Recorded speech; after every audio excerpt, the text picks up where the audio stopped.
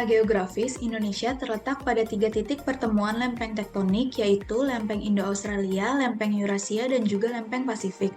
Hal tersebut membuat Indonesia memiliki banyak gunung berapi yang mengakibatkan Indonesia rawan akan bencana alam gempa bumi.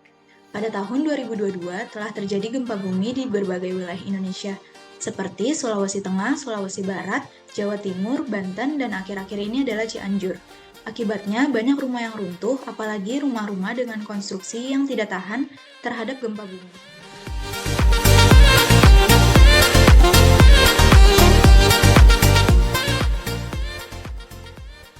Apa itu RISA? RISA merupakan kependekan dari Rumah Instan Sehat Sederhana. RISA merupakan salah satu inovasi konstruksi yang menggunakan sistem knockdown atau sistem teknologi konstruksi bongkar pasang.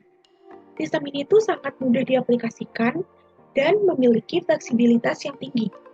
RISA juga dapat dibangun secara cepat dan mudah menggunakan beton bertulang sebagai struktur utamanya. Terdapat beberapa komponen untuk membangun RISA.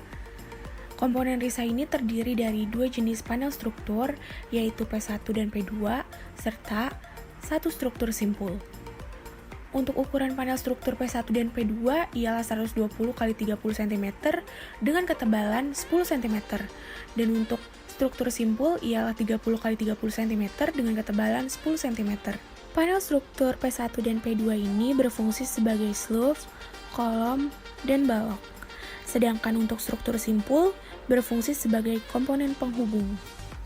Selanjutnya, komponen RISA ini akan dirakit dengan cara membaut tiap komponen dengan komponen lainnya.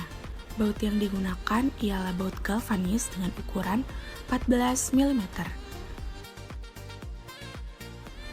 Sistem pengisian dinding pada RISA bersifat fleksibel, dapat berupa batu bata atau dinding partisi yang terbuat dari kayu, kalsiboard, gipsum, dan lainnya. Berikut ini adalah model sederhana susunan RISA dan pengaplikasiannya jika dibuat untuk desain rumah sederhana.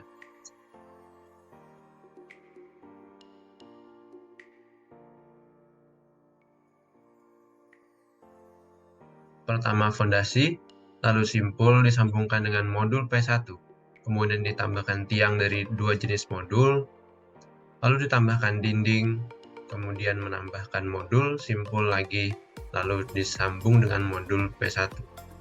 Dan terakhir dapat ditambahkan rangka atap dan penutup atap.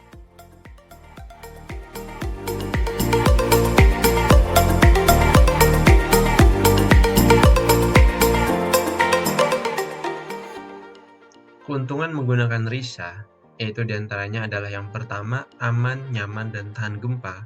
Kedua, harga cenderung terjangkau. Ketiga, waktu pembangunan lebih cepat. Keempat, tenaga kerja yang digunakan sedikit. Lalu yang kelima, mutu material atau komponen terjamin. Yang keenam, pengkonsumsian bahan bangunan hanya 60% dibandingkan dengan teknologi konvensional, sehingga sistem ini menjadi lebih ramah lingkungan.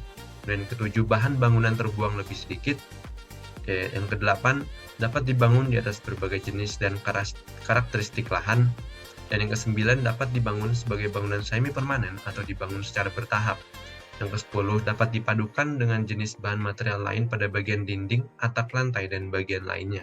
Yang ke-11, membuka lapangan pekerjaan baru pada sektor industri komponen bahan bangunan.